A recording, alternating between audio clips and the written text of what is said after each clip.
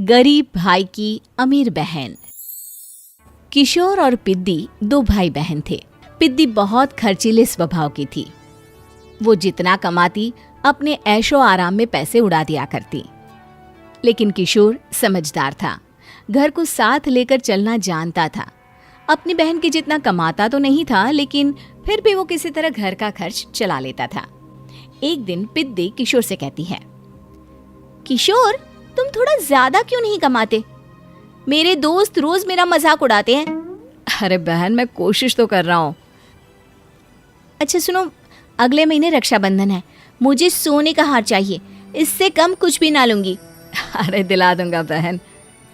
किशोर को पूरी रात नींद नहीं आती। उसके दिमाग में बस ये चल रहा था कि उसकी माली हालत इतनी बिगड़ चुकी है, अब वो सोने का हार कहाँ से लाएगा। अगले दिन किशोर सुबह सुबह घर से ये बोलकर निकल गया कि पिद्दी, मैं गांव से बाहर जा रहा हूँ, कुछ दिन घर नहीं आऊंगा। किशोर ने अपने काम के साथ साथ फेरी में कपड़े बेचने भी शुरू कर दिए, जिससे वो ज्यादा से ज्यादा पैसे कमा सके। रात में वो एक बिल्डिंग की चौकीदारी भी करने लगा। अपने काम से थोड़ा बहुत समय निकालकर बस कुछ घंटे की नींद ले पाता था। और कब वो कुछ दिन एक महीने में बदल गए और रक्षाबंधन भी आ गया, पता ही नहीं चला। लेकिन किशोर अभी तक घर वापस नहीं लौटा। जहां वो काम करता था, पिद्दी के नाम का गुल्लक रखा हुआ था। किशोर ने उस गुल्लक को फोड़ा और सारे पैसे इकट्ठा करके एक सोने का हार खरीद लिया। घर में पिद्दी किशोर का इंतजार कर रही थी। तभी किशोर आता है। कहाँ चले गए थे? 4 दिन का कहा था और 1 महीने से पता नहीं कहाँ गायब हो गए थे। मैंने बस एक हार मांगा था और तुमने तो घर ही छोड़ दिया। अरे मुझे थोड़ा काम मिल गया था। कुछ नहीं, सब समझती हूँ, बहाने थे तुम्हारे। अपनी बहन के लिए इतना भी नहीं कर सकते, कैसे भाई हो? चलो यहाँ बैठो, राखी बांधती हूँ। पिद्दी ने किशोर को राखी बांधी। वैसे ही किशोर ने अपनी बहन के हाथ में सोने का हार रख दिया। उसकी खुशी का कोई ठिकाना नहीं था। वो मिठाई खिलाए बिना ही नेकलेस लेकर चली गई और शीशे के सामने अपने गले में हार रखकर देखने लगी।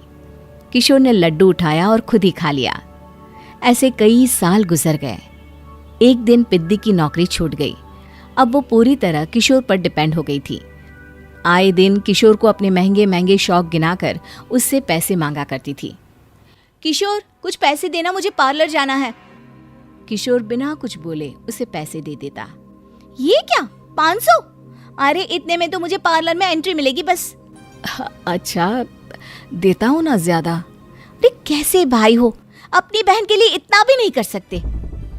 किशोर ने जेब से 2000 का नोट निकाला और उसे दे दिया। किशोर गरीबी में रह लेता था, लेकिन अपनी बहन को कभी कोई कमी नहीं होने देता था। बेटा, पिद्दी तुम्हारी बहन है, उसे कभी किसी चीज की कमी मत होने देना और उसका ध्यान रखना, क्योंकि भाई का फर्ज होता है अपनी बहन का ध्यान रखना। किशोर ने माँ की कही ये बात हमेशा के लिए याद कर ली थी। शायद माँ की इसी बात की वजह से किशोर पिद्दी की हर जिद पूरी करता चला आ रहा था। किशोर, आज मैं अपने दोस्तों के साथ पार्टी करने जा रही हूँ, मुझे कुछ पैसे दो ना। किशोर पिद्दी को समझाता है, लेकिन पिद्दी नाराज होकर चली गई और अपने कमरे में सुबक सुबक कर रोने लगी। किशोर अपनी जेब से कुछ पैसे निकालता है और पिद्दी को दे देता है। किशोर खुद कभी अच्छे कपड़े नहीं पहनता, लेकिन पिद्दी को राजकुमारी की तरह रखता। पिद्दी के जाने के बाद किशोर अपने काम पर निकल गया। एक तरफ पिद्दी अपने दोस्तों के साथ मस्ती कर रही थी, तो वहीं दूसरी तरफ किशोर पैसे कमाने के लिए कड़ी मेहनत कर रहा था। कुछ और दिन ऐसे ही बीत गए। एक दिन पिद्दी एक लड़के को लेकर घर आई और उसे किशोर से मिलवाया। किशोर, मुझे इस लड़के से शादी करनी है, लेकिन इनके मम्मी पापा बोल रहे हैं कि उनको दहेज में एक कार चाहिए, तभी वो मेरा और पंकज का रिश्ता कबूल करेंगे। लेकिन बहन, कार खरीदना कोई सब्जी खरीदने के बराबर तो नहीं है। अरे कैसे भाई हो तुम, अपनी बहन के लिए इतना नहीं कर सकते? देखो, मैं ज्यादा इंतजार नहीं कर सकती, तुम्हें 1 साल में मेरे लिए कार खरीदनी ही होगी। अच्छा पंकज, एक काम करो, कल तुम अपने माता पिता को घर बुला लो, मैं उनसे तुम्हारे और पिद्दी के रिश्ते की बात कर लेता हूँ। अगले दिन किशोर के छोटे से घर में पंकज और उसके माता पिता आते हैं।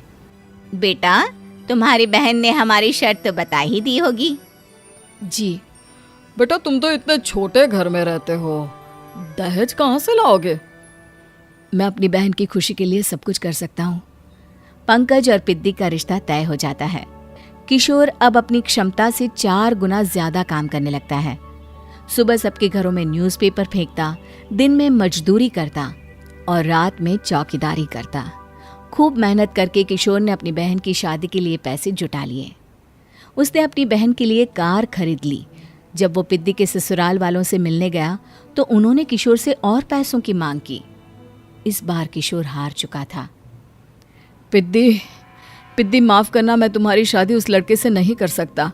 वो लालची लोग हैं, उन्हें सिर्फ पैसों से मतलब है। देखो किशोर, मैं पंकज से ही शादी करूंगी।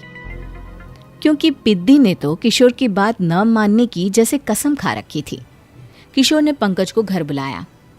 पंकज, तुम अपने माता पिता को समझाते क्यों नहीं हो? भैया, वो हमारी शादी के लिए मान गए, मेरे लिए तो यही बहुत बड़ी बात है। हम एक काम कर सकते हैं, दहेज की रकम में से कुछ पैसे मैं आपको दे देता हूँ। अरे लेकिन समाज वाले क्या कहेंगे?